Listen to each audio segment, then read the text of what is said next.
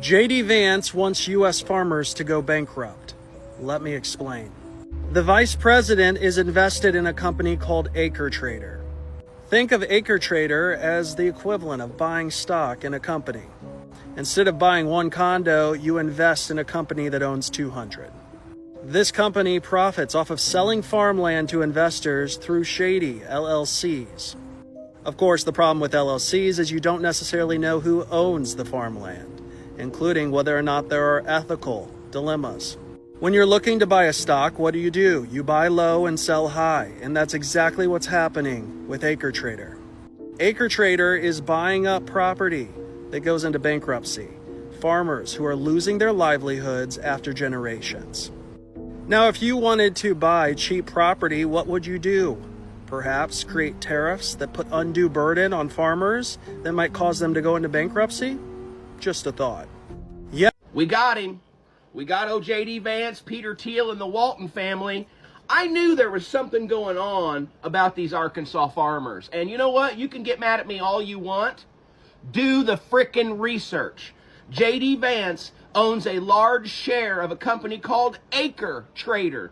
Same with Peter Thiel, the man that's behind all of this monitoring data center crap to watch you and to watch me. And guess what? The Walton family, one of the richest families in the country. Guess what? They own Acre Trader. You know what Acre Trader does, folks? Acre Trader goes in and buys farmland that can't pay their taxes. And guess what they do? They hire people to go in and work it. It's for profit, and then all of their investors make money off stealing farmland. It only gets better. Guess what? They specialize in taking corn and soybean farms. Huh. Go figure. I do feel really bad for the farmers. I really do. It's almost as if they should have been grateful for Joe Biden for bailing them out after COVID. Or grateful for all the immigrants they had working for them for exploited wages. I don't know. But what I think is really interesting is JD Vance, he was ahead of the curve. So he actually invested $65,000 into a company called Acre Trader. Acre Trader is buying up all the farmland that's going bankrupt now. So good job, JD. I really admire an administration that puts their own interests before the American people. I think that shows a lot. Oh, so big corporate companies are buying up farmland from farmers who are being hurt by Trump's tariffs. Oh, the soybean fields that they normally sell to China, billions and billions of dollars worth, now worth nothing because China's not buying anything from America. Right. It's probably those same big giant corporations buying up all single-family homes and making it hard for people to own houses too. Control of the market. Does it still matter if we're right or left? So today I had a get-rich idea.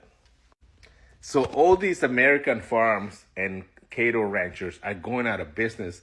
They're going bankrupt because Trump trade policies have cost us trade with everybody in the world, especially China. So my idea was to buy some Acre Trader stock. You know, the one that JD Vance started, which buys bankrupted farmland. But the problem is that only rich people can buy Acre Trader. You have to be an accredited investor. You cannot buy stock. I cannot buy stock. Only rich people can do it. So that makes it even more hilarious that only rich people are going to be able to profit from bankrupted American farmers. But not only rich people, foreigners, like London-based venture capital is one of the biggest investors. So you can be a rich investor from other country and profit from American bankrupted farms. So I'm trying to figure out how to become an accredited investor so I can also profit from bankrupted American farmers. So if you guys know, or can I buy into maybe London-based venture capital so I can also profit? I'm just trying to figure out how can I profit as a Mexican from bankrupted American farmers that Trump is bankrupting. So if you have any ideas, please let me know. Thanks. Arkansas farmers are taking their own lives because of what's happening to their farms because of Trump's policies. And it's only going to get worse for farmers because this is all laid out in Project 2025. So in Project 2025, the plan is to roll back all of the protections that farmers currently have access to. Basically, there's different programs. There's crop insurance. There's these commodities programs. And most of these are either subsidized or paid for by the government. So farmers, if a small farm gets hit with, a weather disaster or something else happens where they can't profit off their crop like they usually do, they're backed up. They're safe. They can, float for another year because of these programs. They want to get rid of these programs. They want to take the burden of these programs off the government and put it back onto the farmers, meaning these small farms get hit with one disaster and they're fucked. They're done. Guess who won't be done, though, if they get hit with one disaster? Giant mega corporations, these huge corporate farms that have all the capital they need to float if they get hit with a disaster. They're not going to go under. What they're going to do is buy up all these little farms and consolidate them into these giant mega farms. That's what the plan is.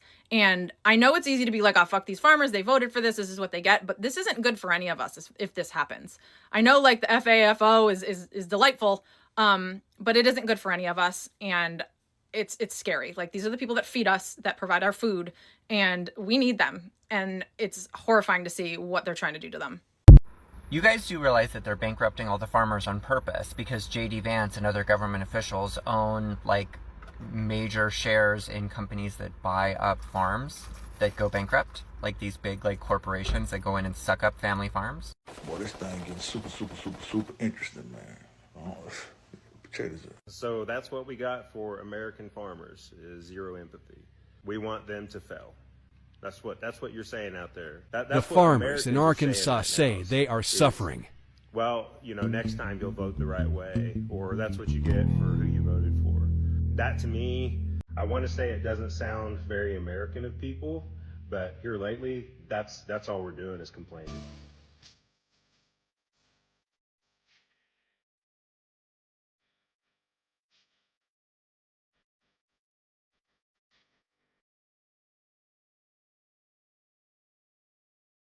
I'm about to say something that might sound a little unempathetic right now. But what I'm going to need you to do, sir, is going to be very, very, very simple. I'm going to need you to go in your closet and find your best pair of boots that you can find. And listen very, very carefully to what I'm about to say right now, because it's been told to us. That's why we don't wear these no more. Because when we was in trouble, you told us very distinctively to pull ourselves up by our own bootstraps. So that's what we've been doing. We've been sipping water, minding our business for a good little minute, trying to find them boots that y'all told us about when we was running around with flip-flops and couldn't afford no boots. But I'm quite sure you got a good pair of farmer boots. Go on, pull yourself up by your own bootstrap. Yeah.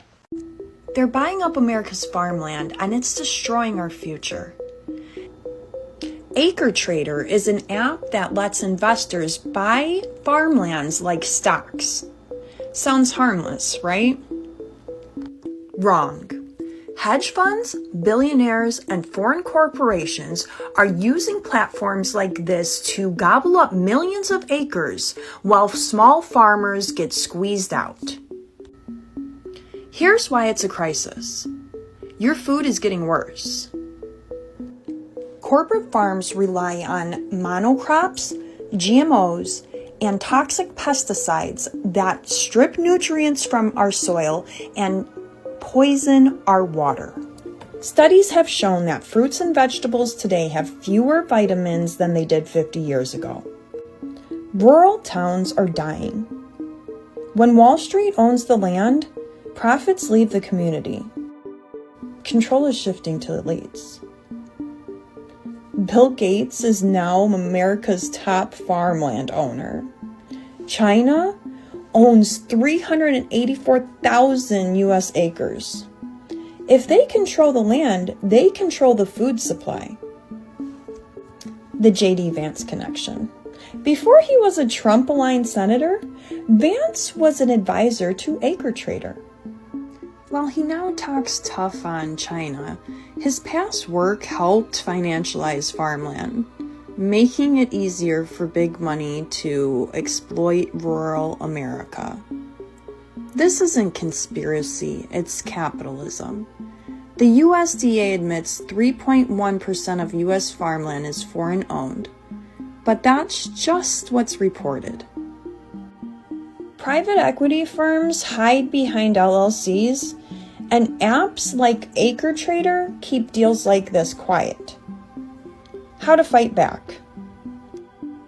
1. Buy local. Support CSAs and farmers markets.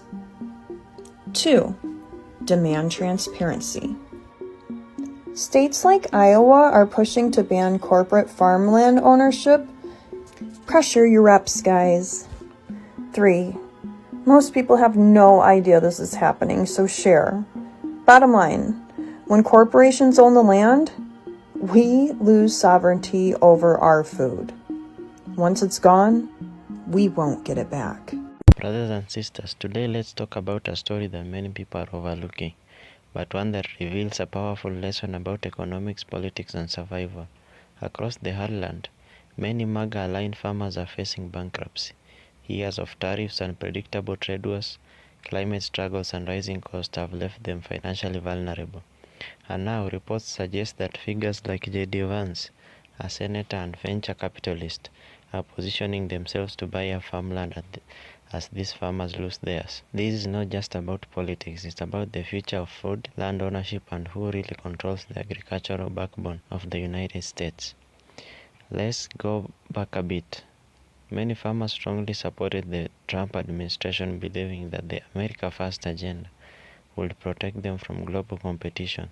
They were told that tariffs on China, Mexico, and other nations will help American agriculture by reducing foreign imports. But in practice, tariffs backfired. China, one of the largest buyers of American soybeans and pork, retaliated by cutting back its imports. Suddenly, American farmers found themselves with huge stockpiles of crops they couldn't sell. Government subsidies tried to patch the losses, but they didn't cover everything. At the same time, farm inputs, fertilizer, fuel, machinery, seeds became more expensive. Weather extremes worsened. For many farmers, especially those who had tied their future to MAGA promises, the math no longer worked. So, as struggling MAGA farmers face foreclosure, bankruptcy, or forced sales, buyers like Vance and these networks are preparing to scoop up the land. This shift raises major questions for centuries. American farming has become tied to family-owned land. Generations of farmers have passed down property, not just as an asset, but as a way of life. Losing that land doesn't just mean losing income. It means losing identity, culture, and independence. When wealthy investors buy these farms, they don't always keep them in the family model. Often, the land is converted into corporate agriculture, with profit margins driving decisions instead of community values. That means fewer local jobs, less autonomy for rural towns, and greater concentration of food power in the hands of elites. So the tragedy here is double. The very farmers who supported a political movement promising protection are now the ones being displaced, and the people benefiting may be political insiders with the capital to buy land cheap. This is bigger than just MAGA farmers or JD Vance. Across America, Wall Street, foreign investors, and large corporations are buying farmland at record rates. According to USDA data, non-farm investors already own millions of acres of US farmland. Some are pension funds, some are billionaire families, and yes, some are political figures. The logic is simple. Farmland is a hedge against inflation, a generator of consistent returns, and a resource that only grows more valuable as global food demand rises. But while it's a good investment for the wealthy, it's a devastating loss for small farmers who get pushed out. Let's pause here and look at the educational side of this. Why do so many farmers go bankrupt? The first thing, high debt loads. Farmers often borrow heavily for land, equipment, and seed. One bad year can push them into default.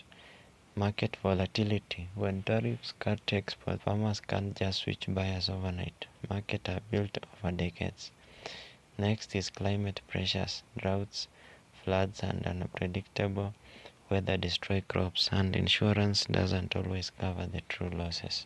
Corporate competition is another. The massive businesses like Cargill and Monsanto dominate seed, fertilizer, and distribution networks, squeezing small farmers. Put all of this together, and many family farmers are running uphill against an avalanche.